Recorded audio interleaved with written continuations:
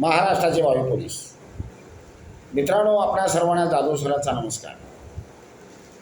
आज आपल्या व्हिडिओमध्ये आपण राज्यशास्त्राचे प्रश्न घेणार आहोत. आजचा व्हिडिओ आपला 1 से 16 नंबरचा आहे. मित्रांनो, या व्हिडिओमध्ये 1 से 15 प्रश्न आहेत आणि परीक्षेच्या दृष्टीने अतिशय महत्त्वाचे आहे. या 1 से 15 मधून परीक्षेला सर्वसाधारणपणे 5 प्रश्न विचारले जातात. म्हणजे याला हे प्रश्न जर आपण पाठ केले किंवा लक्षात राहिले तर आपल्याला बोर्डाच्या परीक्षेमध्ये 5 मार्क हमखास मिळणार. तेव्हा आजच्या या व्हिडिओमध्ये संसदेचा भाग आहे. संसदेमध्ये असणारी दोन्ही सभागृह, लोकसभा, राज्यसभा, राष्ट्रपती, पंतप्रधान, केंद्रीय मंत्रिमंडळ आणि महाराष्ट्र राज्याचे राज्यपाल किंवा घटक राज्यांचे राज्यपाल, या संदर्भामध्ये आपण 115 प्रश्न पाहणार आहोत. तुम्हाला सांगितलेलं आहे की परीक्षेच्या दृष्टीने हे प्रश्न अतिशय महत्त्वाचे आहे. तेव्हा प्रश्न आणि उत्तर हे व्यवस्थित ऐकायचं, लक्षात ठेवायचं आणि त्याप्रमाणे तयारी करायची. मित्रांनो, आता आपण वेळ न घालवता प्रश्नांना सुरुवात करणार आहोत. पण सर्वांनी एक लक्षात ठेवा, पोलीस भरतीला परिश्रम केल्याशिवाय काही फायदा होणार नाही. मेहनत केली पाहिजे, कष्ट केलं पाहिजे, प्रश्नोत्तरांचा सराव असला पाहिजे. मैदानाचे 50 मार्क आणि लेखी परीक्षेचे 100 मार्क असे टोटल पोलीस परीक्षा 150 मार्काची आहे. त्यामध्ये कमीत कमी तुम्ही 120 मार्कापर्यंत मजल मारली पाहिजे. यासाठी सुरुवातीपासून जर तुम्ही चांगली तयारी केली तर 100% तुम्ही पोलीस झाल्याशिवाय राहणार नाही. मित्रांनो, आमची एक कळकळीची विनंती आहे म्हणून आम्ही तुम्हाला सांगत असतो. तुमच्यापर्यंत पोहोचवणं आमचं काम आहे. अभ्यास करायचा की नाही करायचा हे तुम्ही ठरवायचं आहे. तेव्हा सर्वांनी सुरुवातीपासून तयारीला लागा आणि त्याप्रमाणे तयारी करा. मित्रांनो, आता आपण प्रश्नांना सुरुवात करतोय. संपूर्ण संसदेचे प्रश्न आहे. पहिलाच प्रश्न आहे, कोणत्या कलमानुसार भारतासाठी एक संसद आहे? आपल्या भारताचा संपूर्ण कारभार संसदेकडून चालवला जातो, संसदेमार्फत चालवला जातो. आपलं जे संविधान आहे, 26 जानेवारी 1950ला आपलं संविधान लागू करण्यात आलं. म्हणून आपण त्याला प्रजासत्ताक दिन म्हणतो. आपल्या भारतीयांनी तयार केलेलं संविधान 26 जानेवारी 1950ला सुरू झालं आणि त्या संविधानाप्रमाणे आत्ता आपला देशाचा कारभार चालू आहे. आणि त्यामुळे त्या संविधानानुसार जो अभ्यासक्रम आहे तो आपण बघतो. पहिलाच प्रश्न आहे की कोणत्या कलमानुसार भारतासाठी एक संसद आहे? प्रत्येक गोष्टीला कलम आहे. संविधानामध्ये कलम आहे. भारतासाठी एक संसद असावी. एक कलम 79 कलमानुसार भारतासाठी एक संसद आहे. आपल्या देशाची संसद किती सभागृही आहे? आपल्या देशाची संसद किती सभागृही आहे म्हणजे आपल्या देशाच्या संसदेमध्ये सभागृह किती आहे? तर आपली संसद द्विसभागृही आहे. आपल्या संसदेमध्ये 2 सभागृह आहेत. संसदेमध्ये लोकसभा हे सभागृह कोणत्या कलमानुसार आहे? संसदेमध्ये असणारं लोकसभा हे सभागृह कोणत्या कलमानुसार आहे? लोकसभेमध्ये लोकसभा हे संसदेमधलं सभागृह कलम नंबर 81 नुसार आहे. कलम 81 नुसार लोकसभा हे संसदेचं सभागृह आहे. लोकसभेमध्ये कमाल सदस्य संख्या किती? आता सुरुवातीला आपण लोकसभेचा अभ्यास बघतोय. लोकसभेमध्ये कमाल सदस्य संख्या, कमाल या शब्दाचा अर्थ जास्तीत जास्त, कमाल सदस्य संख्या 550 आहे. आत्ता जरी 543 सदस्य लोकसभेत असले तरी आपल्याला प्रश्न विचारला आहे की लोकसभेमध्ये कमाल सदस्य संख्या किती? 550 सदस्य संख्या आहे. कोणते कलम रद्द केल्यामुळे राष्ट्रपतींना अँग्लो इंडियन समाजाचे 2 लोक लोकसभेमध्ये भरता येत नाही? मित्रांनो, 2020 पूर्वी लोकसभेमध्ये एकूण कमाल सदस्य संख्या 552 होती. 2 अँग्लो इंडियन समाजाचे लोक सामावून घेण्याचा अधिकार 331 कलमानुसार राष्ट्रपतींना होता. ते कलम होतं 331. पण हे कलम जानेवारी 2020 मध्ये रद्द करण्यात आले. त्यामुळे अँग्लो इंडियन समाजाचे 2 लोक घेण्याचे बंद झाले. तेव्हापासून लोकसभेची सदस्य संख्या 550 आहे. भारतामध्ये एकूण किती घटक राज्य आहेत? भारतामध्ये एकूण 28 घटक राज्य आहेत. भारतामध्ये एकूण 28 घटक राज्य आहेत. भारतामध्ये एकूण केंद्रशासित प्रदेश किती आहे? भारतामध्ये एकूण केंद्रशासित प्रदेश 8 आहे. 8 केंद्रशासित प्रदेश आणि 28 घटक राज्य मिळून आपला भारत तयार झालेला आहे. भारताच्या सर्व घटक राज्यामधून किती लोक प्रत्यक्ष लोकसभेमध्ये निवडून येतात? भारताच्या 28 घटक राज्यामधून 530 सदस्य निवडून आलेले असतात. त्या 530 सदस्यांना भारतीय जनता मतदान करत असते. 28 घटक राज्यामधून 530 लोक निर्वाचित झालेले असतात. भारताच्या केंद्रशासित प्रदेशामधून किती लोक लोकसभेमध्ये असतात? भारताच्या केंद्रशासित प्रदेशामधून 20 सदस्य लोकसभेमध्ये असतात. घटक राज्यामधून 530 आणि केंद्रशासित प्रदेशामधून 20 असे एकूण 550 सदस्य लोकसभेमध्ये असतात. महाराष्ट्रामधून किती सदस्य लोकसभेमध्ये पाठवले जातात? पाठीमागे इलेक्शन झालं, तुम्ही मतदान केलं. तुम्ही मतदान केल्यानंतर महाराष्ट्रामधून 48 लोकांची निवड झाली. महाराष्ट्रामध्ये किंवा प्रत्येक घटक राज्यामध्ये सदस्यांची संख्या किती असते हे त्यांच्या लोकसंख्येवर अवलंबून असते. आणि त्यामुळे महाराष्ट्रामध्ये 48 सदस्य लोकसभेचे निवडून आपण पाठवलेले आहेत. सध्या ते दिल्लीमध्ये आहेत आणि महाराष्ट्राचं प्रतिनिधित्व करण्यासाठी आपण त्यांना दिल्लीमध्ये लोकसभेमध्ये पाठवलेलं आहे. लोकसभेच्या उमेदवाराचे वय किती पूर्ण असावे? लोकसभेला जर एखादा उमेदवार उभा राहणार असेल तर त्याचं वय कमीत कमी 25 वर्ष पूर्ण असलं पाहिजे. 25 वर्षाला एक दिवस सुद्धा कमी असता कामा नये. लोकसभेच्या सदस्याचे वय 25 वर्ष पूर्ण असावे हे लक्षात ठेवा. पुढचा प्रश्न आहे, लोकसभेच्या सदस्याचा कार्यकाल किती वर्षाचा असतो?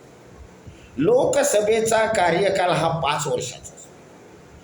एकदा तुम्ही लोकसभेचे खासदार निवडून दिल्यानंतर ते 5 वर्ष कारभार करतात. लोकसभेचा कार्यकाल आणि त्यांच्या सदस्याचा कार्यकाल 5 वर्षाचा असतो. आणीबाणी घोषित करण्याचा अधिकार कोणाला आहे?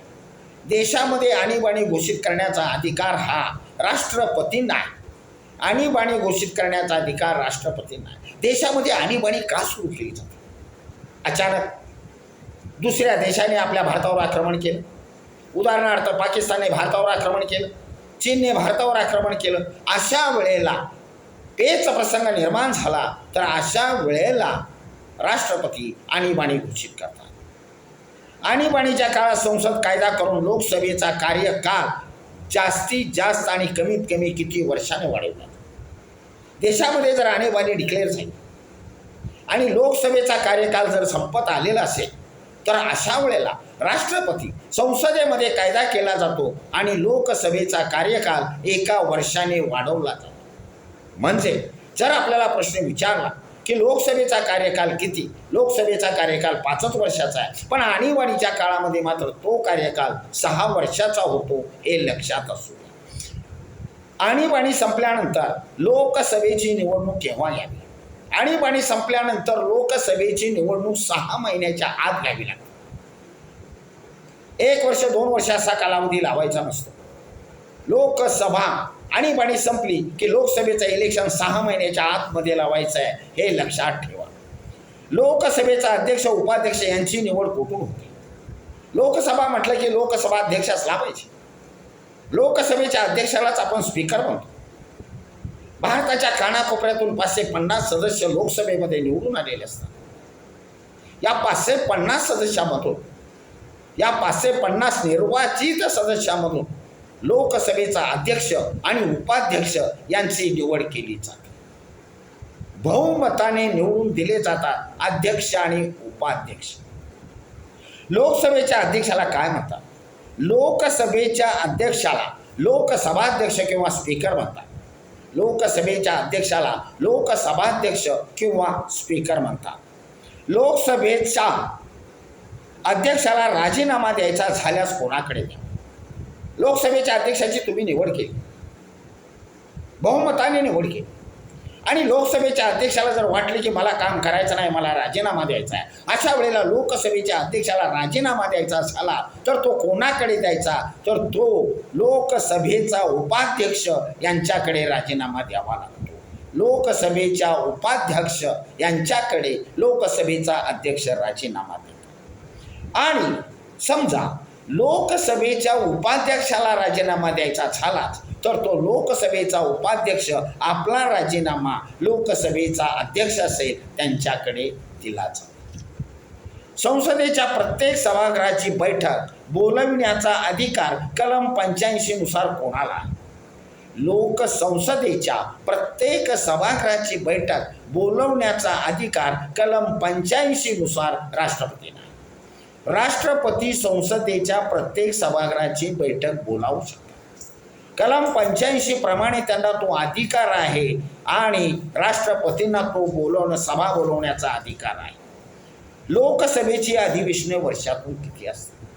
लोकसभेची अधिवेशनं वर्षातून 2 असतात. लोकसभेची अधिवेशनं वर्षातून 2 असतात. अधिवेशन म्हणजे काय? अधिवेशनाचा अर्थ काय? अधिवेशनामध्ये काय केलं जातं? अधिवेशनामध्ये लोकांचे प्रश्न सोडवले जातात. अधिवेशनामध्ये जनतेचे प्रश्न सोडवले जातात आणि ते प्रश्न बहुमताने सोडवायचे असतात.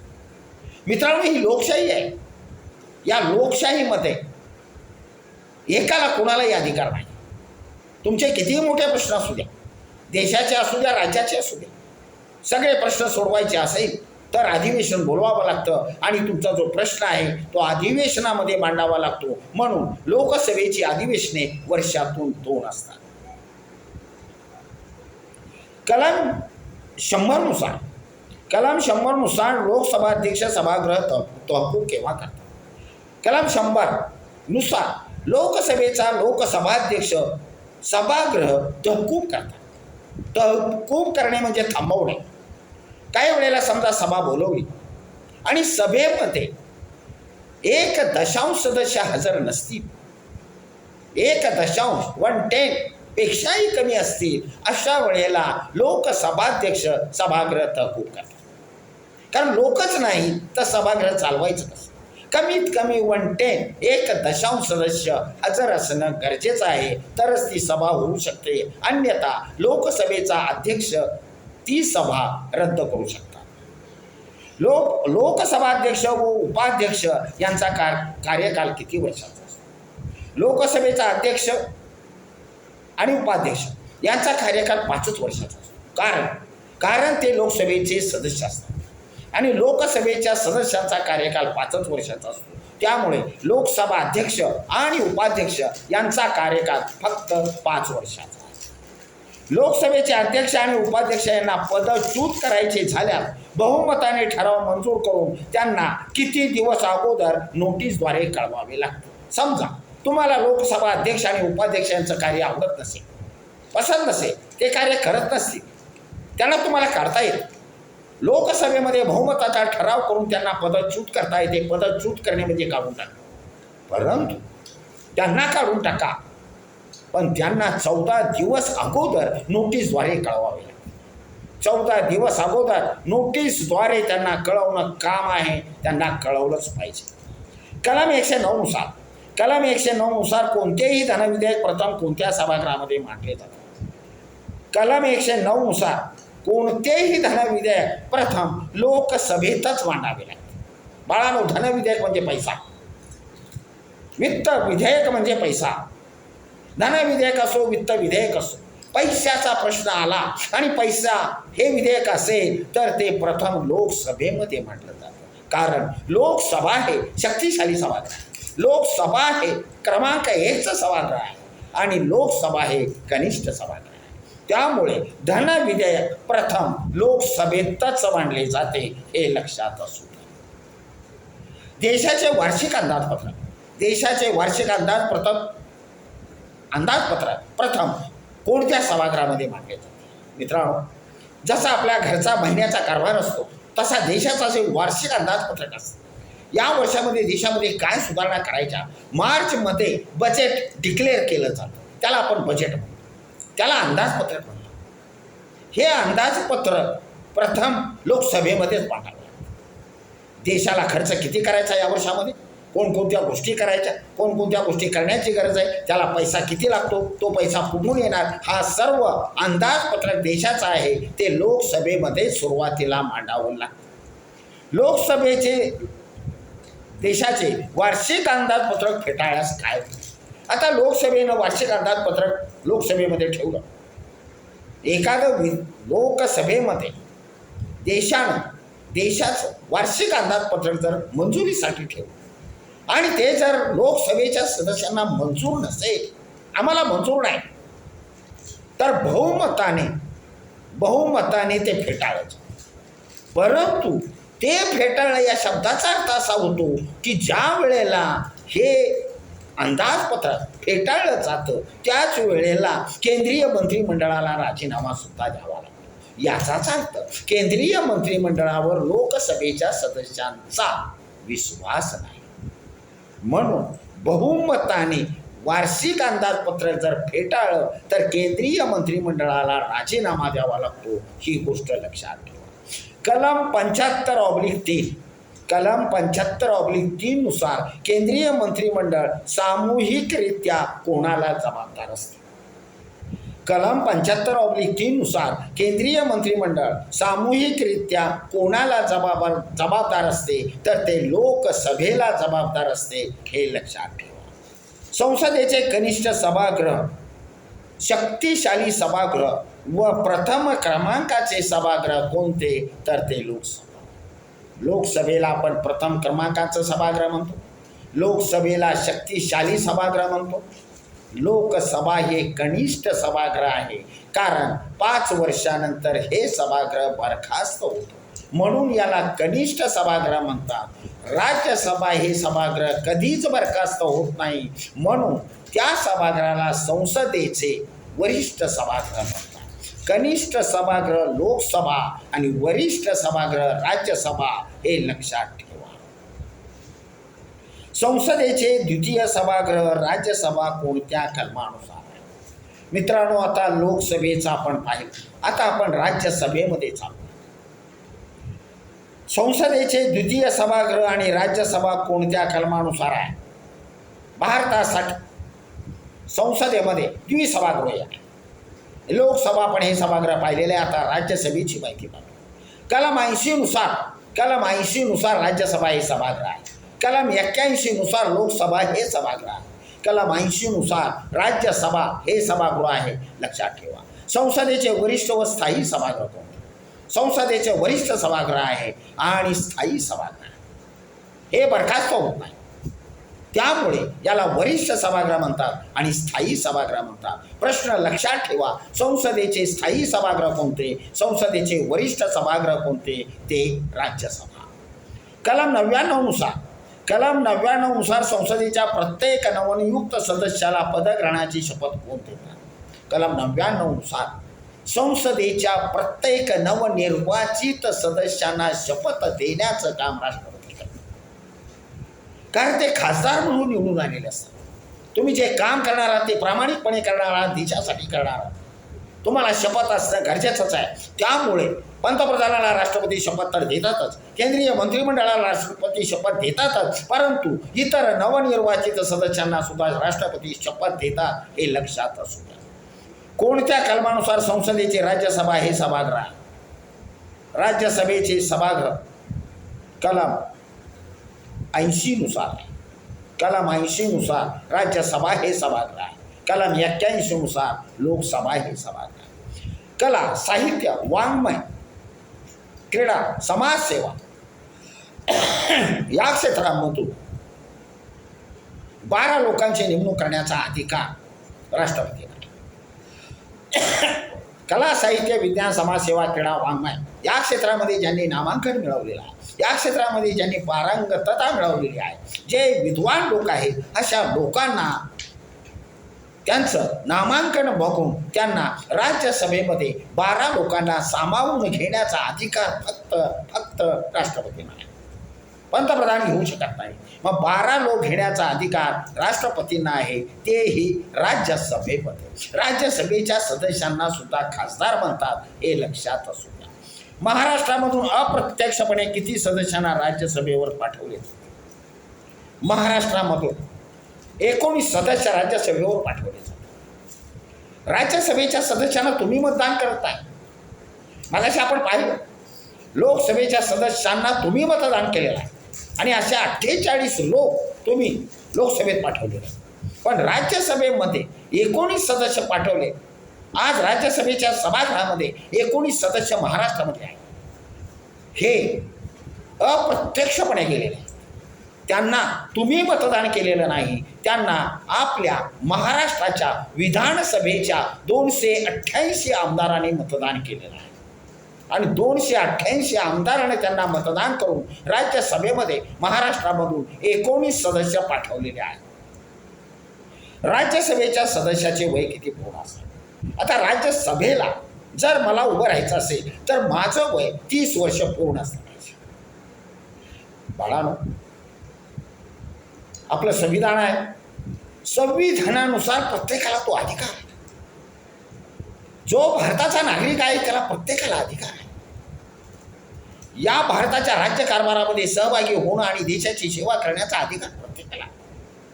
वयाची 30 वर्ष पूर्ण असलेल्या व्यक्तीला राज्यसभेमध्ये अर्ज करता येतो, राज्यसभेमध्ये जाता येतं. वय 30 वर्ष पूर्ण असावं. लोकसभेचं वय 25 वर्ष पूर्ण असावं आणि राज्यसभेचं वय 30 वर्ष पूर्ण असावं, लक्षात ठेवा.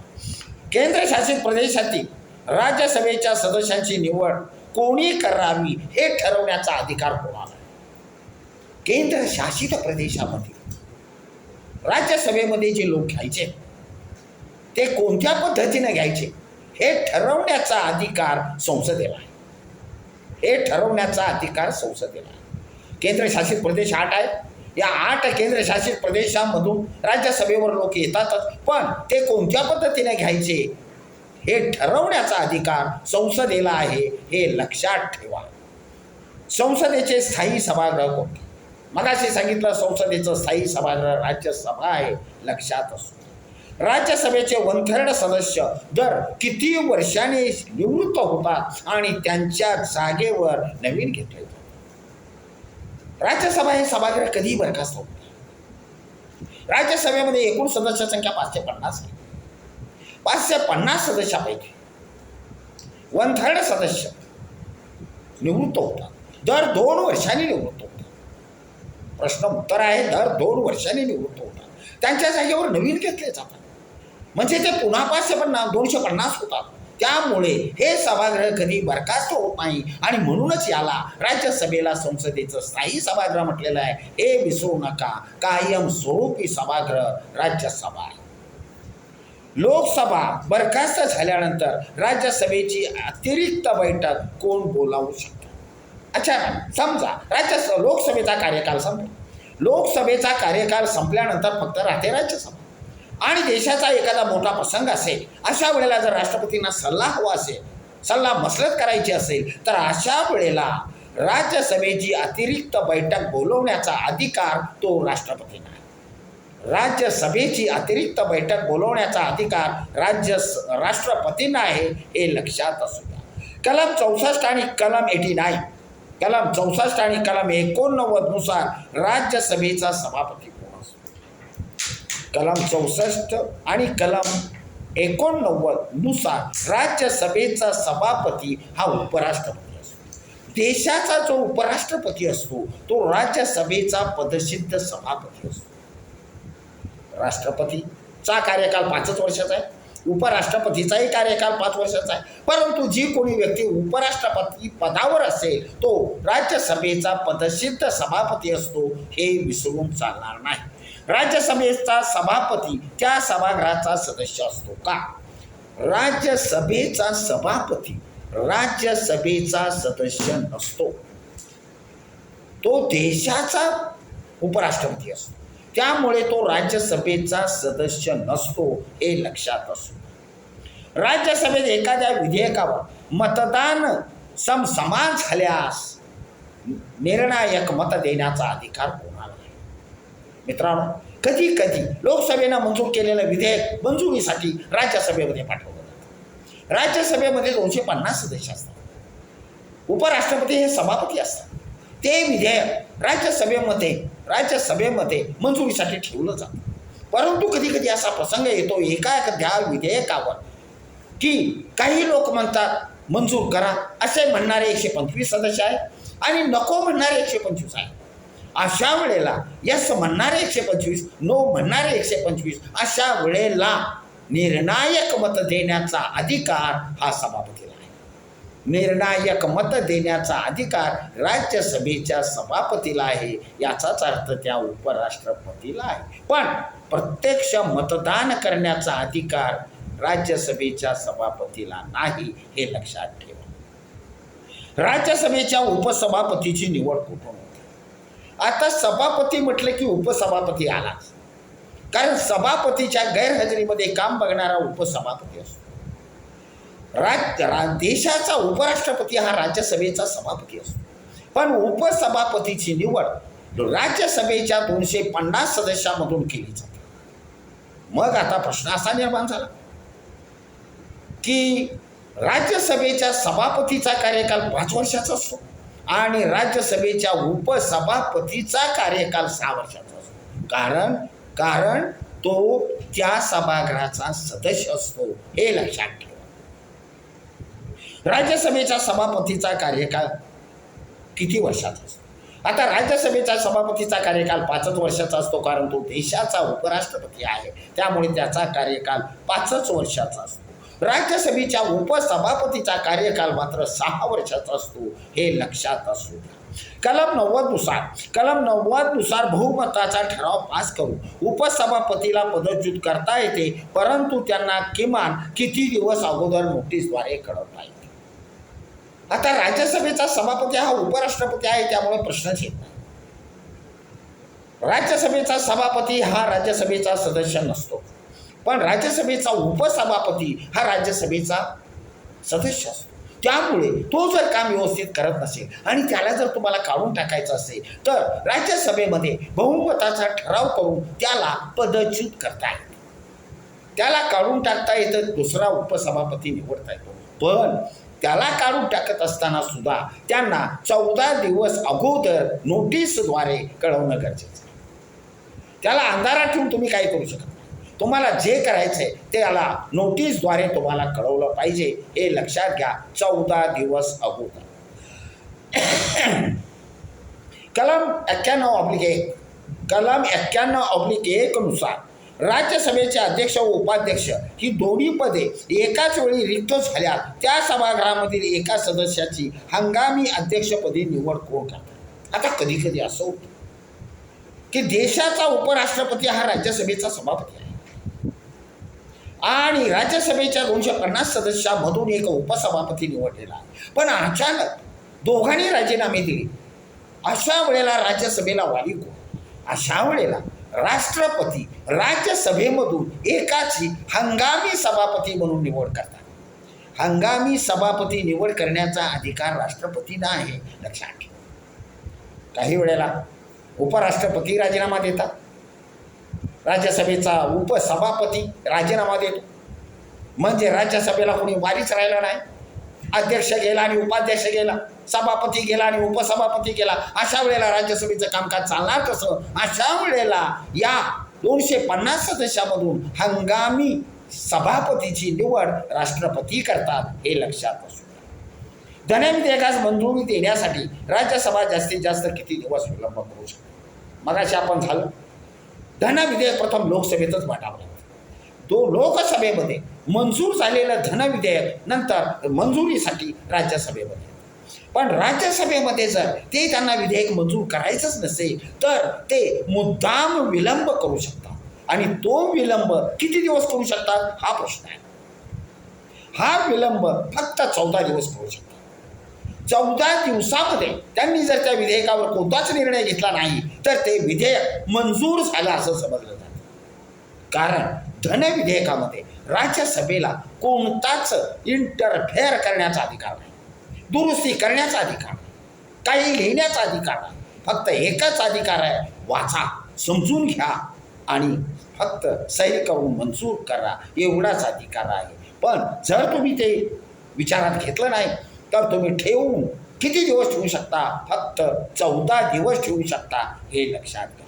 कोणत्याही परिस्थितीमध्ये धनविधेयकास संमती नाकारण्याचा अधिकार कोणत्या सभागृहाला नाही. आताच तुम्हाला मी सांगितलं, कोणत्याही परिस्थितीमध्ये लोकसभेकडून आलेलं धनविधेयक राज्यसभेमध्ये मांडल्यानंतर त्या विषयावर कॉमेंट्स करण्याची गरज नाही, सूचना देण्याची गरज नाही, त्या विधेयकामध्ये दुरुस्ती करण्याची गरज नाही, तुम्ही काही करू शकत नाही.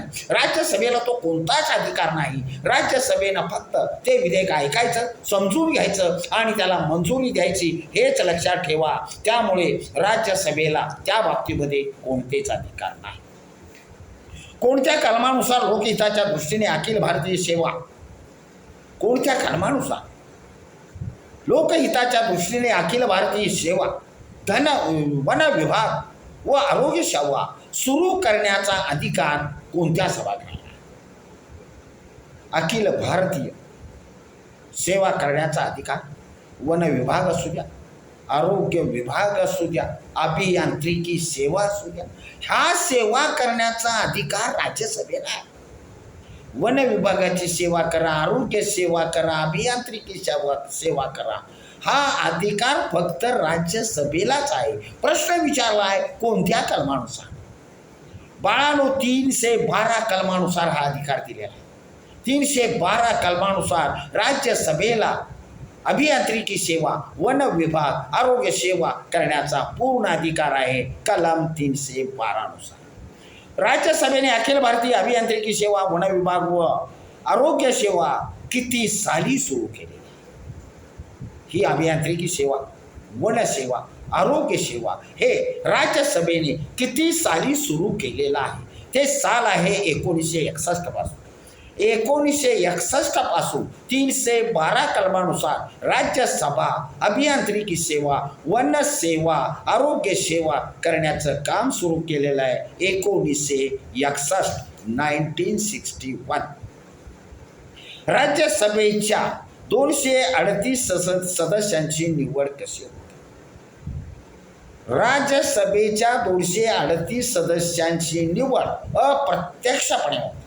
अप्रत्यक्षपणे म्हणजे तुम्ही मतदान करत नाही, आमदार लोकांनी त्यांना निवडून दिलेलं असतं. भारताचा प्रथम नागरिक कोण असतो? मित्रांनो, आता आपण राज्यसभेमध्ये मधून राष्ट्रपतीकडे चालतो. राज्यसभेची माहिती आपण पाहिली. भारताचा प्रथम नागरिक कोण असतो? भारताचा प्रथम नागरिक राष्ट्रपती असतो. भारताची जनगणना दर 10 वर्षांनी होते. जनगणना होणं गरजेचं आहे. भारतामध्ये नक्की लोकसंख्या किती आहे? आता जर आपण प्रश्न विचारला तर आपण काय उत्तर देतो माहिती आहे?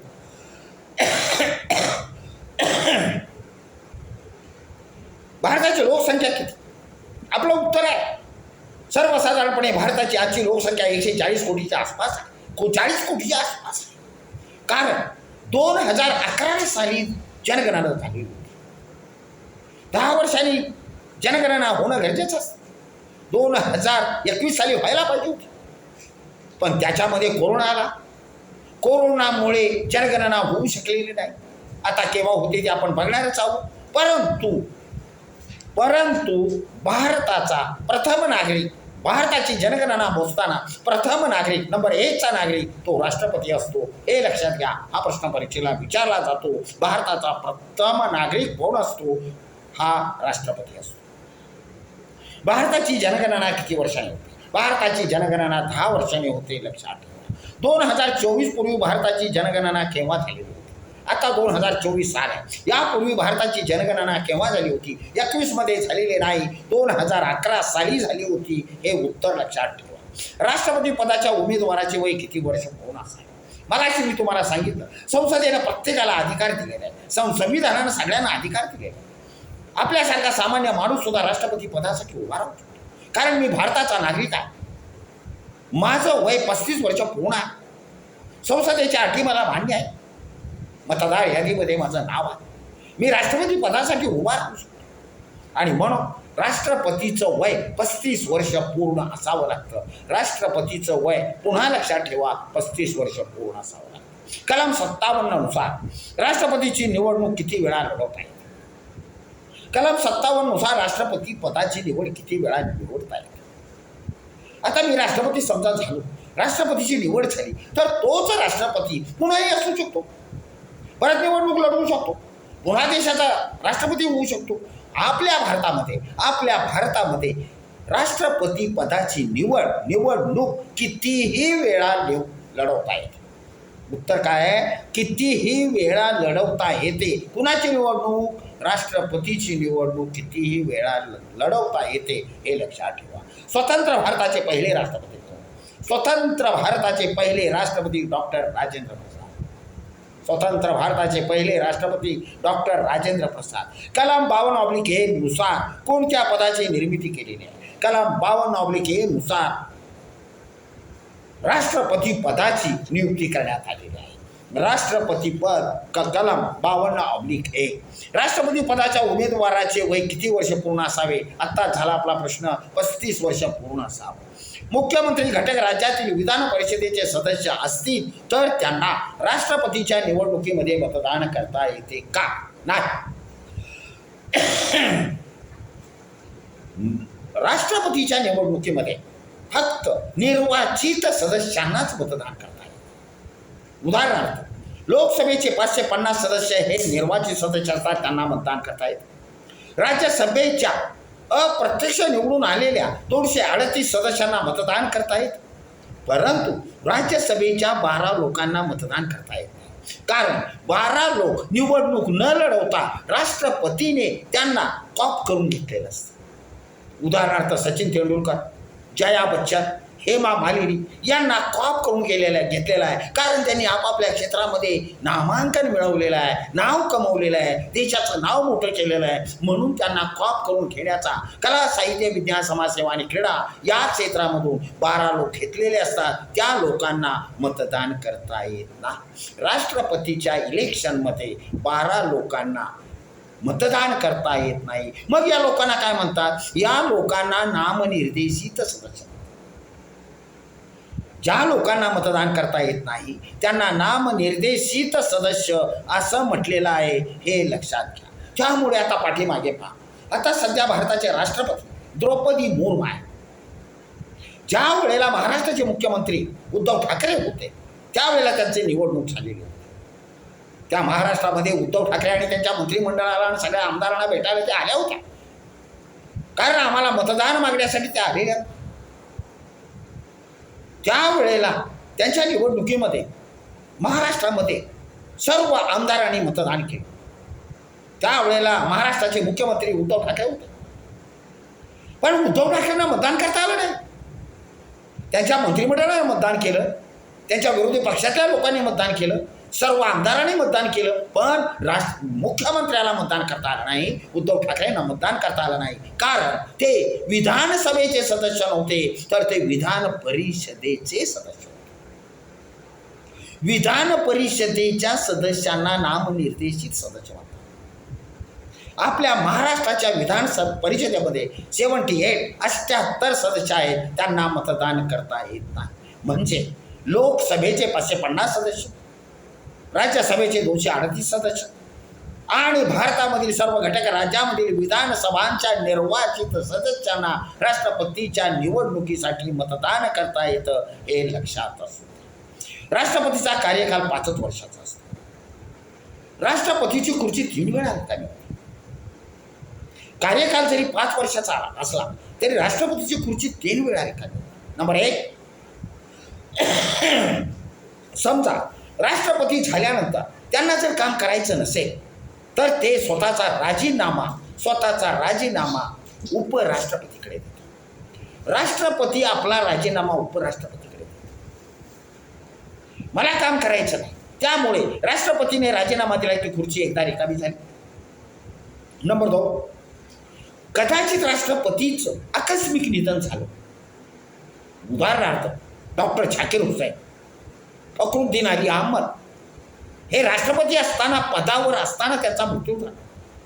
अशा वेळेला खुर्ची रिकामी होती. आणि नंबर 3, राष्ट्रपतीने घटनेप्रमाणे काम न केल्या, घटनेचा भंग केल्या, त्यांच्यावर महाभियोगाची स्थापना करून त्यांना पदावरून पदच्युत करता येते, काढून टाकता येते.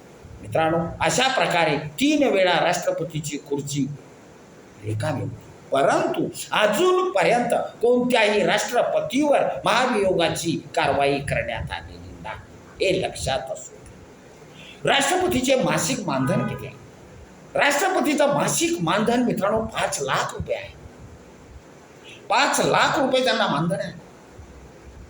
राष्ट्रपती रिटायर जर झाले तर त्यांना 2.5 लाख रुपये पेन्शन आहे, हे लक्षात ठेवा.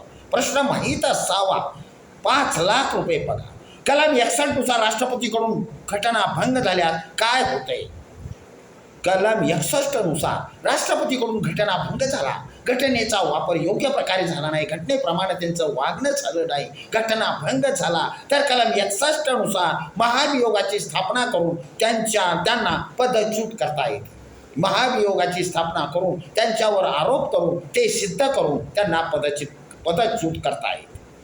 2016 अखेर किती राष्ट्रपतीवर महाभियोगाने कारवाई करण्यात आलेली आहे? 2016 पर्यंत नाही, आजपर्यंत कोणत्याही राष्ट्रपतीवर महाभियोगाची कारवाई करण्यात आलेली नाही. राष्ट्रपतीचे पद मुदतपूर्व रिक्त झाल्यास हंगामी राष्ट्रपती म्हणून 6 महिने कोण काम पाहतात? समजा राष्ट्रपतीचं पद अचानक रिकामं झालं, त्यांनी राजीनामा दिला किंवा त्यांचा मृत्यू झाला किंवा महाभियोगाची स्थापना करून त्यांना काढून टाकण्यात आलं, अशा वेळेला राष्ट्रपतीच्या जागेवर उपराष्ट्रपती काम करत असतात. उपराष्ट्रपतींना तो पगार दिला जातो, त्या सगळ्या सेवा दिल्या जातात. पण एक लक्षात ठेवा, उपराष्ट्रपती राष्ट्रपतीच्या खुर्चीवर बसले म्हणून ते राष्ट्रपती होऊ शकत नाही. राष्ट्रपती हे राष्ट्रपतीच असतात, ते उपराष्ट्रपती असू शकत नाही. फक्त राष्ट्रपतीची खुर्ची नवीन राष्ट्रपती येईपर्यंत 6 महिने सांभाळण्याचं काम उपराष्ट्रपती करतात आणि म्हणून उपराष्ट्रपती हे त्या कालावधीमध्ये काम करत असतात. राष्ट्रपती व उपराष्ट्रपती यांची आकस्मिक पदरिक्तता निर्माण झाल्यास हंगामी राष्ट्रपती म्हणून कोण काम करतो? मोठा प्रश्न. कधी कधी काय होतं, देशाचा राष्ट्रपती समजा त्यांचं आकस्मिक निधन झालं किंवा त्यांनी रिझाईन दिलं, अशा वेळेला राष्ट्रपती पद गेलं किंवा त्यांचा कार्यकाल संपला. उपराष्ट्रपती काम बघत असतात. पण उपराष्ट्रपतीला जर वाटलं मला राष्ट्रपती व्हायचं, ज्या वेळेला व्हीव्हीगिरी उपराष्ट्रपती होते त्यावेळेला राष्ट्रपतीचा कार्यकाल संपलेला होता, म्हणजे राष्ट्रपती नव्हते. मग राष्ट्रपती नसतात त्यावेळेला उपराष्ट्रपती पण काम करत असतो. ज्या वेळेला व्हीव्हीगिरी उपराष्ट्रपती होते त्यांना काय वाटलं की आपल्याला राष्ट्रपती व्हायचं. मग आपल्याला राष्ट्रपती व्हायचं म्हटल्यानंतर तुम्हाला उपराष्ट्रपतीचा राजीनामा द्यायला पाहिजे आणि उपराष्ट्रपतीचा राजीनामा दिल्यामुळं ते पण पद गेलं. म्हणजे राष्ट्रपती गेले, उपराष्ट्रपती गेले, अशा वेळेला देशाचा कारभार बघणार कोण? आणि अशा वेळेला राष्ट्रपतीच्या खुर्चीवर बसणार, देशाचा कारभार चालणार कसा? राष्ट्रपतीची खुर्ची एक दिवस सुद्धा रिकामी असून चालत नाही, कारण राष्ट्रपतीच्या सहीशिवाय कोणतंही विधेयक मंजूर होत नाही. लोकसभेनं मंजूर केलेलं, राज्यसभेनं मंजूर केलेलं विधेयक सुद्धा राष्ट्रपतीची सही झाल्याशिवाय विधेयक मंजूर होत नाही. म्हणजे राष्ट्रपतीची खुर्ची महत्त्वाची आहे. अशा वेळेला काय करायचं? राष्ट्रपती गेले, उपराष्ट्रपती यांनी राजीनामा दिला, अशा वेळेला सर्वोच्च न्यायालयाचे सरन्यायाधीश 6 महिने काम बघतात. सर्वोच्च न्यायालयाचे सरन्यायाधीश 6 महिने राष्ट्रपतीच्या खुर्चीवर बसून काम पाहतात, जोपर्यंत नवीन राष्ट्रपती येत नाही तोपर्यंत. दुसरी एक महत्त्वाची गोष्ट लक्षात ठेवा, राष्ट्रपतीचा कार्यकाल 5 वर्षाचा असतो. उदाहरणार्थ डॉक्टर झाकीर हुसैन राष्ट्रपती झाल्यानंतर 3 वर्षानंतर त्यांचा मृत्यू झाला. मग त्याची 2 वर्ष अपूर्ण राहिली. नवीन राष्ट्रपती निवडला, तो आल्यानंतर तो कार्यकाल किती करणार, तर ती 2 वर्ष करणार. राष्ट्रपतीची निवडणूक झाल्यानंतर त्याचा कार्यकाल पूर्ण 5 वर्षाचा असतो. मग झाकीर हुसेन जरी 3 वर्ष काम केलं असलं तर नवीन येणारा राष्ट्रपती हा 5च वर्ष काम करणार. याचा अर्थ राष्ट्रपतीचा कार्यकाल 5च वर्षाचा असतो, हे सर्वांनी लक्षात ठेवा. व्ही गिरी राष्ट्रपती पदाची निवडणूक लढवण्यासाठी त्यांनी राजीनामा दिला. तत्कालीन कोणत्या सरन्यायाधीशांनी राष्ट्रपती म्हणून काम केलं, आत्ताच तुम्हाला मी उदाहरण सांगितलं. राष्ट्रपती गेले, उपराष्ट्रपती व्ही गिरी होते. व्ही गिरीने राजीनामा दिला. अशा वेळेला सर्वोच्च न्यायालयाचे कोणते सरन्यायाधीश त्यांनी राष्ट्रपतीचं काम पाहिलं असा प्रश्न विचारलेला आहे. त्या सरन्यायाधीशाचं नाव आहे हिदायतुल्ला यांनी काम पाहिलेलं आहे. ज्या वेळेला राष्ट्रपतीच्या खुर्चीवर बसून 6 महिने नवीन राष्ट्रपती येईपर्यंत काम पाहिलेलं आहे. कोणत्या कलमानुसार भारत सरकारचा संपूर्ण शासकीय कारभार राष्ट्रपतीच्या नावाने चालतो. भारताचा संपूर्ण शासकीय कारभार हा राष्ट्रपतीच्या नावाने चालतो. कलम 77/1 नुसार भारताचा संपूर्ण प्रशासकीय कारभार राष्ट्रपतीच्या नावाने चालतो. कलम 77/1 नुसार राष्ट्रपती नामधारी असल्यामुळे त्याचे अधिकार कसे असतात. राष्ट्रपती हे नामधारी आहे, घटनात्मक प्रमुख आहे. राष्ट्रपतीचे सगळे राष्ट्रपतीला भरपूर अधिकार आहे. राष्ट्रपती तिन्ही दलाचे सरसेनापती, राष्ट्रपती तिन्ही दलाच्या प्रमुखांची नियुक्ती करतात. प्रत्येक घटक राज्याला राज्यपालाची नियुक्ती राष्ट्रपती करतात. रिझर्व्ह बँकेच्या कमिशनरची नियुक्ती राष्ट्रपती करतात. राष्ट्रमंत्र्यांची नियुक्ती राष्ट्रपती करतात. तिन्ही सेना दलांच्या प्रमुखांची नियुक्ती राष्ट्रपती करतात. एवढे सगळे अधिकार आहेत, पण तरी त्यांना नामधारी म्हटले. याचं कारण असं आहे की राष्ट्रपतीचे सर्वच्या सर्व अधिकार पंतप्रधान आणि केंद्रीय मंत्रिमंडळ वापरतात. म्हणून राष्ट्रपतीला कार्यकारी प्रमुख म्हणतात आणि पंतप्रधानाला वास्तव कार्यकारी. त्यामुळे ते नामधारी असल्यामुळे त्यांचे अधिकार सुद्धा नामधारी असतात, हे लक्षात घ्या. राष्ट्रपतीच नामधारी असल्यामुळं अधिकार सुद्धा नामधारी आहे, लक्षात असू द्या. कलम 53/2 नुसार भारताच्या तिन्ही सेना दलाचे सरसेनापती कोण. कलम 53/2 नुसार भारताच्या तिन्ही सेना दलाचे प्रमुख सरसेनापती राष्ट्रपती असतात. मगाशी तुम्हाला सांगितलंय तिन्ही दलाचे सरसेनापती राष्ट्रपती असतात. भारताच्या भूदल, नौदल आणि हवाई दलाच्या प्रमुखांच्या नेमणुका कोण करतात. भारतामध्ये 3 दल आहे, भूदल, नौदल, हवाई दल. तिन्ही हवाई दलांच्या प्रमुखांची नियुक्ती राष्ट्रपती करतात आणि तिन्ही दलांचे सरसेनापती राष्ट्रपतीच असतात. कोणत्या कलमानुसार राष्ट्रपती संसदेच्या प्रत्येक सभागृहास अधिवेशनासाठी निमंत्रित करतात. संसदेच्या प्रत्येक सभागृहाला बोलवण्याचा अधिकार राष्ट्रपतींना आहे. कलम 85/1 नुसार राष्ट्रपती संसदेच्या प्रत्येक सभागृहाच्या अधिवेशनासाठी निमंत्रित करतात. 85/1 नुसार. कलम 85/2 नुसार अधिवेशनानंतर संसदेच्या सत्र समाप्तीची घोषणा करतात. अधिवेशन संपल्यानंतर सत्र समाप्ती, अधिवेशन संपलेलं आहे. कलम 85/2 नुसार ते समाप्त घोषित करतात. अधिवेशन संपलं असं घोषित करतात.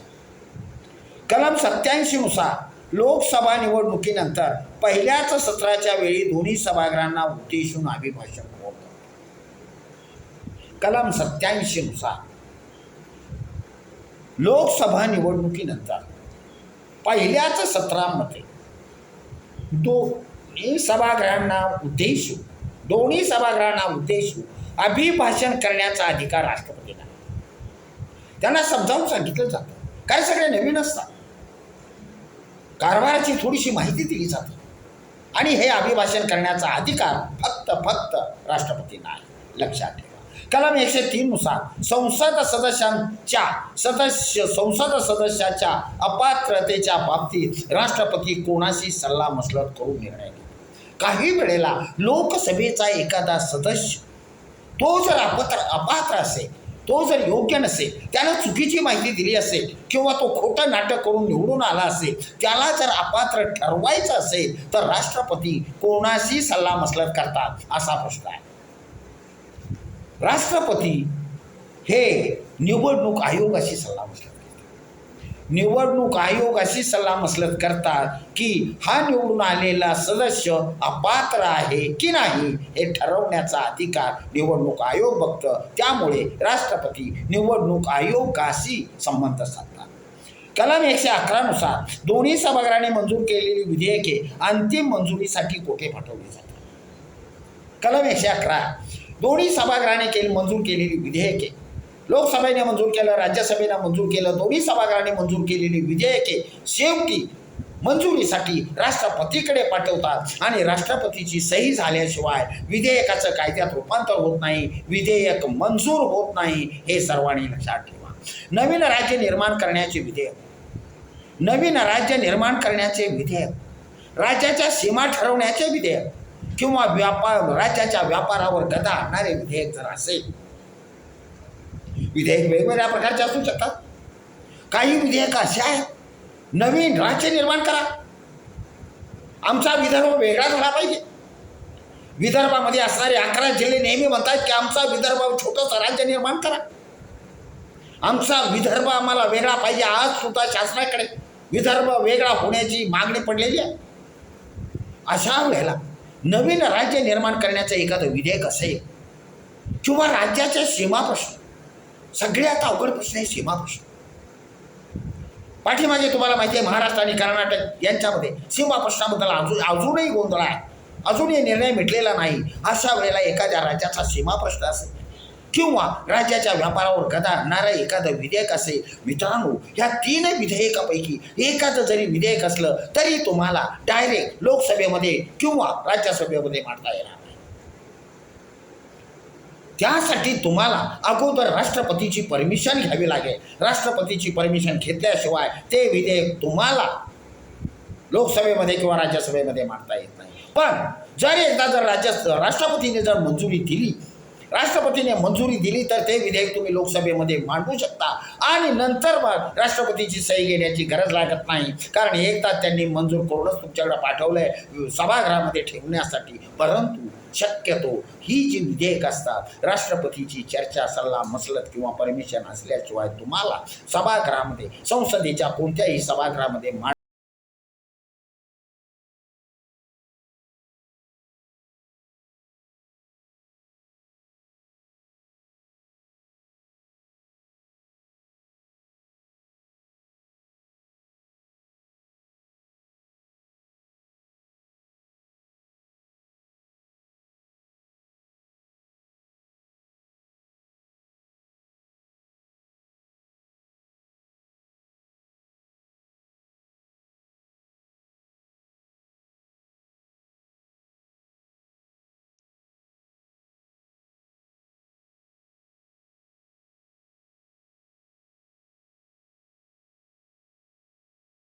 चे 52 ते कलम 360, कलम 352 ते कलम 360च्या दरम्यान राष्ट्रपतींना कोणते अधिकार आहे?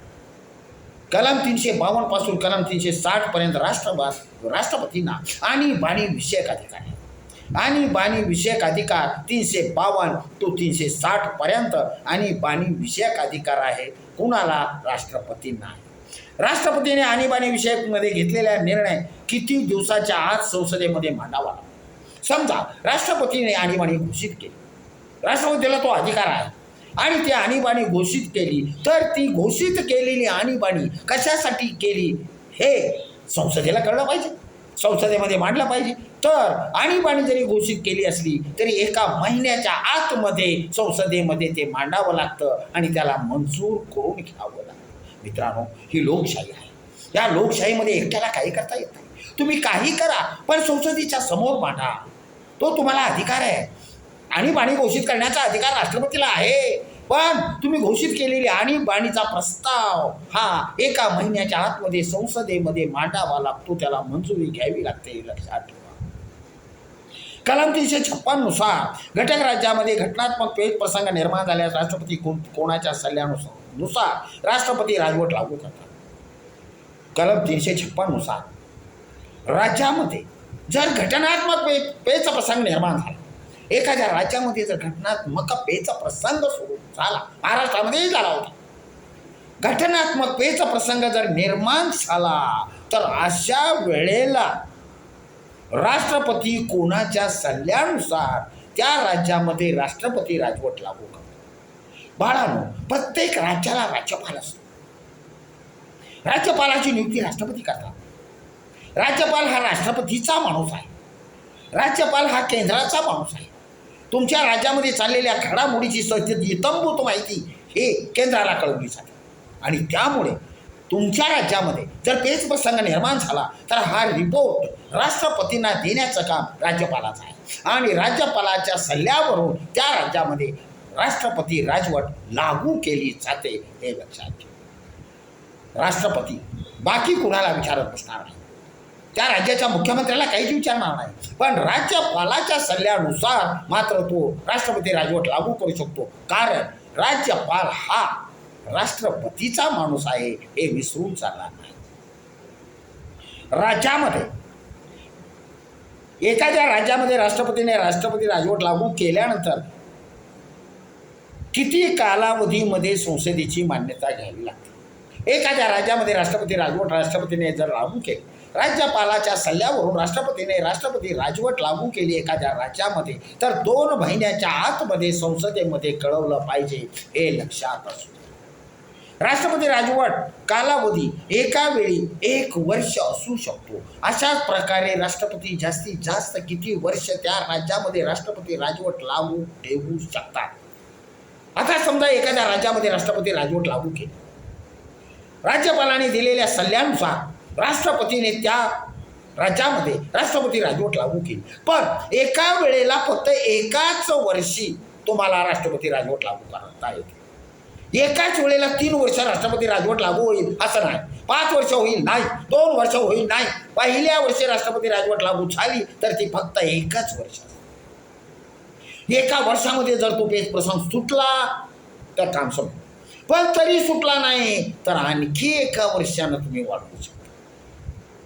त्या वर्षात सुटला पेच प्रसंग हरकत नाही, पण तरी सुटला नाही तर तो आणखी 1 वर्ष तुम्ही ठेवू शकता. याचाच अर्थ एखाद्या राज्यामध्ये राष्ट्रपती राजवट लागू जर केली तर ती एकूण 3 वर्ष तुम्ही राष्ट्रपती राजवट लागू करू शकता, पण एकाच वेळेला नाही.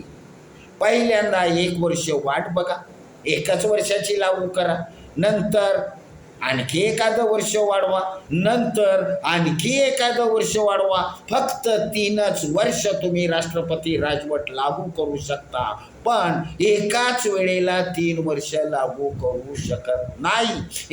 एका वर्षानं तुम्हाला पुढं जावं लागेल. देशात 1951 साली कोणत्या राज्यामध्ये सर्वप्रथम कलम 356 नुसार आणीबाणी घोषित केलेली होती?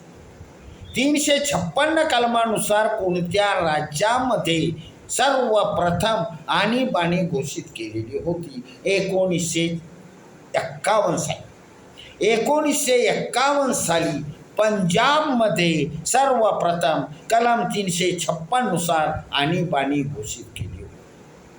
परत एकदा ऐका, 1951 साली राज्यामध्ये पंजाबमध्ये सर्वप्रथम कलम 356 नुसार आणीबाणी घोषित करण्यात आली होती. ते राज्य आहे पंजाब. देशात एखाद्या भागाचे आर्थिक स्थैर्य धोक्यात आल्यास राष्ट्रपती कोणत्या कलमानुसार आर्थिक आणीबाणी घोषित करू शकतात? एखाद्या देशामध्ये, देशाच्या एखाद्या ठिकाणी, एखाद्या भागामध्ये आर्थिक स्थैर्य धोक्यात आलं असेल, अशा वेळेला राष्ट्रपती आर्थिक आणीबाणी लावू शकतो. कलम 360 नुसार लावू शकतो.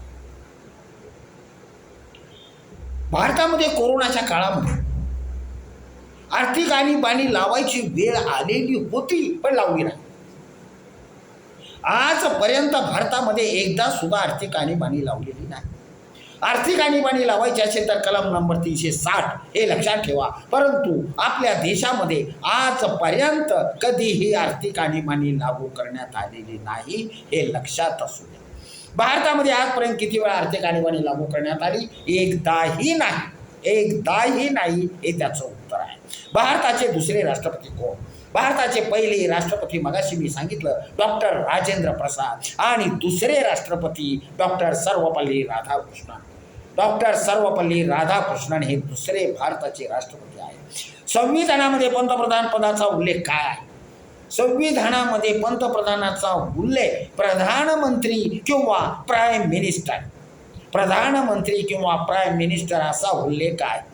देशाचे कार्यकारी प्रमुख कोणाला म्हणतात? देशाचे कार्यकारी प्रमुख राष्ट्रपतींना म्हणतात. आणि देशाचे वास्तव कार्यकारी प्रमुख कोणाला म्हणतात? देशाचे वास्तव कार्यकारी प्रमुख असतात पंतप्रधान. याचं कारण असं आहे की राष्ट्रपतीचे सगळे अधिकार पंतप्रधान आणि त्यांचं केंद्रीय मंत्रिमंडळ वापरत असल्यामुळे वास्तव कार्यकारी प्रमुख पंतप्रधानांना म्हटलेलं आहे आणि कार्यकारी प्रमुख हे राष्ट्रपती असतात, लक्षात ठेवा. लोकसभेतील कोणत्या पक्षाच्या नेत्याची पंतप्रधान म्हणून निवड करतात? लोकसभेमध्ये 550 सदस्य असतात. 550 सदस्यामध्ये अनेक पक्ष असतात. अनेक पक्षाचे लोक निवडून आलेले असतात. परंतु त्या 550 मध्ये ज्या पक्षाला बहुमत मिळालेलं आहे, ज्या पक्षाचे लोक जास्त निवडून आलेले आहेत, त्या लोकांच्या प्रमुख नेत्यांना किंवा बहुमतवाल्या पक्षाचा नेता हा पंतप्रधान पदाचा प्रमुख असतो, हे लक्षात ठेवा. बहुमतवाल्या पक्षाचा नेता, बहुमतवाल्या पक्षाचा नेता. संविधानाने पंतप्रधानाचा कार्यकाल किती निश्चित केलेला आहे? संविधानाने पंतप्रधानाचा कार्यकाल निश्चित केलेला नाही. सर्वसाधारणपणे आपण म्हणतो की पंतप्रधान 5 वर्ष असतात, बरोबर आहे. कारण लोकसभेचा कार्यकाल 5 वर्षाचा असतो, पंतप्रधानाचाही कार्यकाल 5 वर्षाचा असतो, केंद्रीय मंत्रिमंडळाचाही कार्यकाल 5 वर्षाचा असतो. परंतु संविधानामध्ये पंतप्रधानाचा कार्यकाल निश्चित केलेला नाही, हे लक्षात असू द्या. पंतप्रधानाचा राजीनामा हा कोणाचा राजीनामा समजला जातो? पंतप्रधानाचा राजीनामा हा संपूर्ण केंद्रीय मंत्रिमंडळाचा राजीनामा समजला जातो. पंतप्रधान हे प्रमुख असतात. पंतप्रधानाची निवड राष्ट्रपती करतात. पंतप्रधानांना राष्ट्रपती शपथ देतात. राष्ट्रपतींना सर्वोच्च न्यायालयाचे सरन्यायाधीश शपथ देतात. पण पंतप्रधानांना राष्ट्रपती शपथ देतात. राष्ट्रपती आणि पंतप्रधान म्हणून मिळून केंद्रीय मंत्रिमंडळाची निवड करतात. केंद्रीय मंत्रिमंडळाचा प्रमुख अध्यक्ष पंतप्रधान असतात. त्यामुळे पंतप्रधानाचा राजीनामा हा संपूर्ण केंद्रीय मंत्रिमंडळाचा राजीनामा असतो. मित्रांनो, रेल्वेचं इंजिन जर रुळावरून खाली घसरलं तर डबे आपोआपच घसरतात. पंतप्रधान जर गेला तर बाकीचं मंत्रिमंडळ सगळं बरखास्त होतं आणि मग नवीन मंत्रिमंडळ आला की तो नवीन मंत्रिमंडळ निवडतो. जुन्या मंत्र्याचा कसलाही संबंध नसतो. म्हणून पंतप्रधानाचा राजीनामा हा संपूर्ण केंद्रीय मंत्रिमंडळाचा राजीनामा समजला जातो, हे लक्षात असू द्या. देशाच्या परराष्ट्र धोरणाचे प्रवक्ते कोणाला मानले जातात? देशाचे परराष्ट्र धोरणाचे प्रवक्ते हे पंतप्रधान असतात.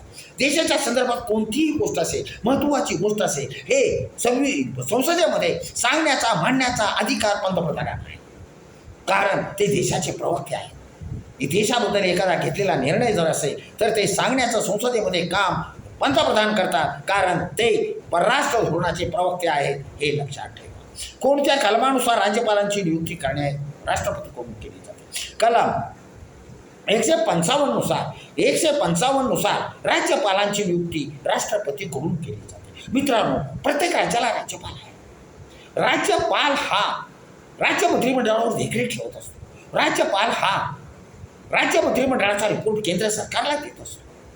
राज्यपालाची नियुक्ती राष्ट्रपती करत असतो आणि म्हणून राज्यपाल हा राष्ट्रपतीचा माणूस आहे, हे विसरून चालणार नाही. राज्यपाल पदाच्या उमेदवाराचं वय किती वर्ष असावं? आता मला जर राज्यपाल व्हायचं झालं तर राज्यपालाचं वय 35 वर्ष पूर्ण असावं. राज्यपालाचं वय 35 वर्ष पूर्ण असावं, हे लक्षात असू द्या.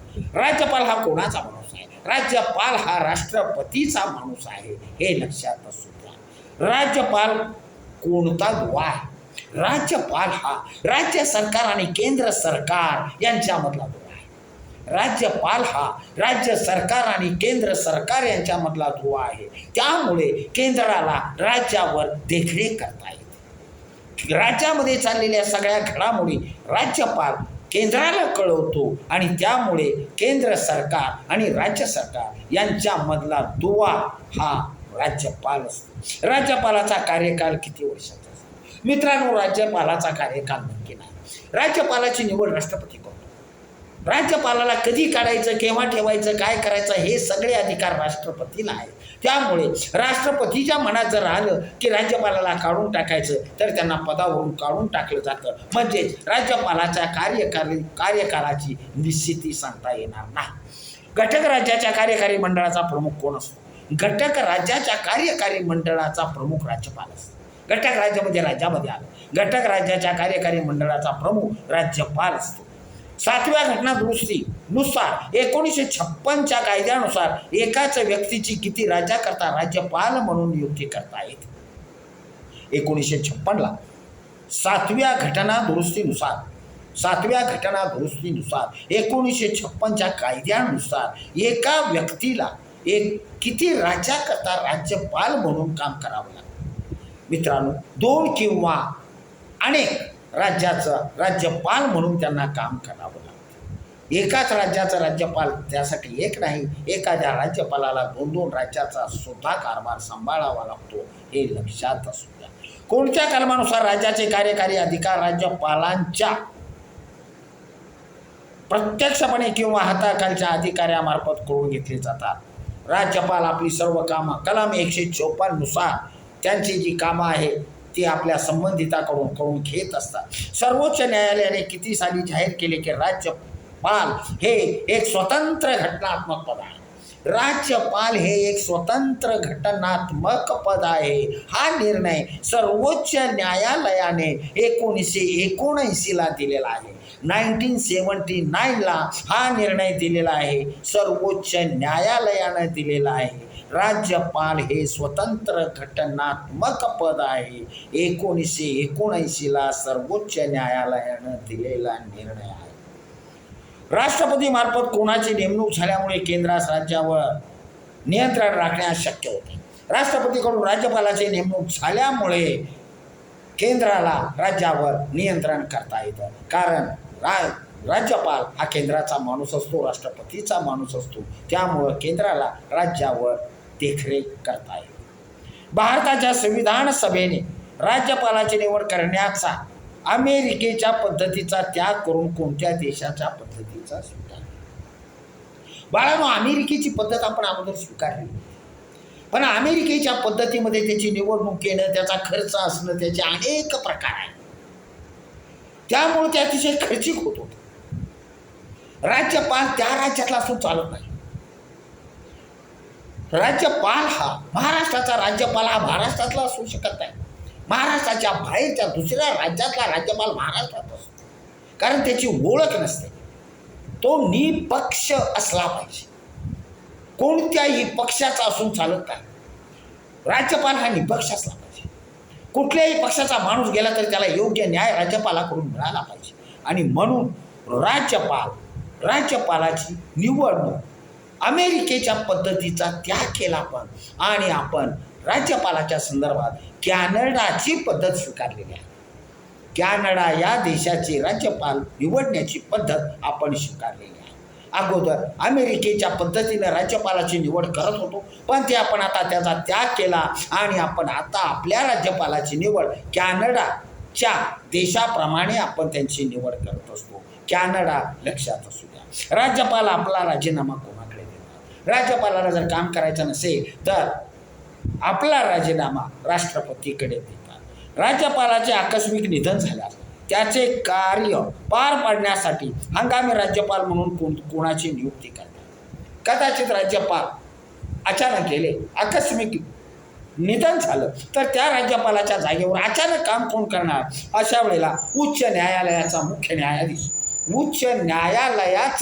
न्यायाधीश लक्षात ठेवा, राज्यपालाच्या जागेवर उच्च न्यायालयाचा मुख्य न्यायाधीश आणि राष्ट्रपतीच्या जागेवर सर्वोच्च न्यायालयाचा सरन्यायाधीश हा दोन्ही फरक आहे. उच्च न्यायालय आणि सर्वोच्च न्यायालय याच्यामध्ये फरक आहे. उच्च न्यायालय मुंबईला आहे, सर्वोच्च न्यायालय दिल्लीला आहे. महाराष्ट्रामध्ये जर राज्यपालाच्या जागेवर माणूस जर बसवायचा असेल तर तो उच्च न्यायालयाचा प्रमुख न्यायाधीश त्याला बसवलं जातं. पण राष्ट्रपतीच्या जागेवर मात्र सर्वोच्च न्यायालयाचाच माणूस असावा लागतो. राज्यपाल पदाच्या उमेदवाराचे वय किती असावे? राज्यपालाच्या उमेदवाराचे वय 35 वर्ष पूर्ण असले पाहिजे. राष्ट्रपतीने राज्यपालाची नेमणूक करताना त्या राज्यातील कोणत्या प्रमुख व्यक्तीचा सल्ला घ्यावा? आता एखाद्या राज्यामध्ये राज्यपालाची नियुक्ती करायची आहे. एखाद्या राज्यामध्ये राज्यपालाची नियुक्ती करत असताना राष्ट्रपतीने डायरेक्ट निवड करू नये. हे करत असताना महाराष्ट्रासाठी जर राज्यपालाची नियुक्ती करायची असेल तर त्यांना महाराष्ट्राच्या मुख्यमंत्र्याशी सल्लामसलत करणं गरजेचं आहे. कारण कारभार चालवायचा तो राज्यपालाला, मुख्यमंत्र्याला आणि त्याच्या राज्यमंत्रिमंडळाला. त्यामुळे कोणत्याही राज्याचा राज्यपाल निवडत असताना त्या राज्याच्या मुख्यमंत्र्याची सल्लामसलत राष्ट्रपतीबरोबर होणं गरजेचं आहे. राष्ट्रपतीची सल्लामसलत त्या राज्याच्या मुख्यमंत्र्याबरोबर होत असते. उत्तर लक्षात ठेवा. भारताचे 2 वेळा हंगामी पंतप्रधान बनलेली एकमेव व्यक्ती कोण? भारताचे 2 वेळा हंगामी पंतप्रधान बनलेली एकमेव व्यक्ती कोणती? ती आहे गुलजारीलाल नंदा. गुलजारीलाल नंदा भारताचे 2 वेळा हंगामी पंतप्रधान म्हणून त्यांनी काम केलेलं आहे. आणि आज मित्रांनो यामधला शेवटचा प्रश्न आहे की कोणती व्यक्ती राज्यसभेवर असताना भारताची पंतप्रधान झाली? खालीलपैकी कोणती व्यक्ती राज्यसभेची सभासद असताना भारताची पंतप्रधान झाली? मित्रांनो एक लक्षात ठेवा, लोकसभेचा सभासद असू द्या किंवा राज्यसभेचा सभासद असू द्या, दोन्ही सभागृहातल्या व्यक्तीला पंतप्रधान होता येतं. तो राज्यसभेचा सभासद आहे म्हणून त्याला होता येत नाही का? होता येतं.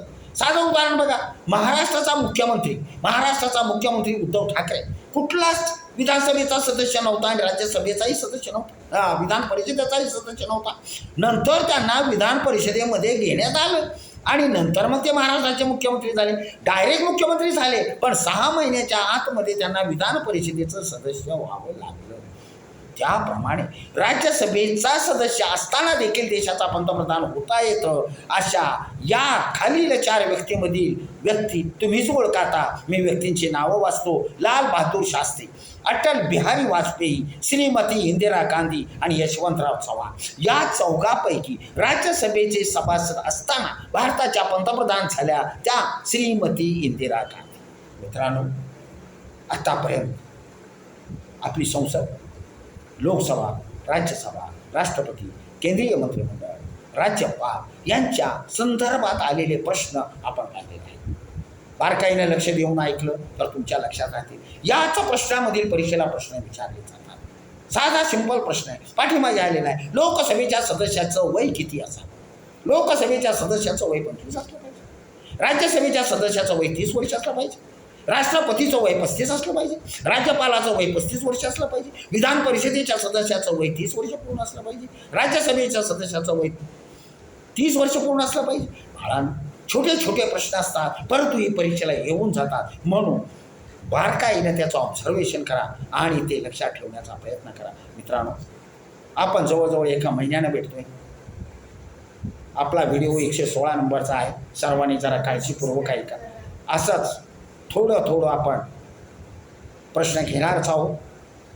त्यामुळे तुम्ही काळजी करू नका. जे आमच्याकडे माहिती आहे ती तुमच्यापर्यंत पोहोचवण्याची काम करणारच आहे. मित्रांनो या व्हिडिओ जर आवडला असेल तर लाईक करायला विसरू नका आणि बसून सबस्क्राईबही करा. मित्रांनो शेवटी मी तुमचाच आहे, तुमच्यासाठी करतोय हे सर्वांनी लक्षात ठेवा. मित्रांनो आता आपण या ठिकाणी थांबतोय. पुढचा व्हिडिओ आपण लवकरच घेऊन येणार आहे. जय हिंद, जय महाराष्ट्र.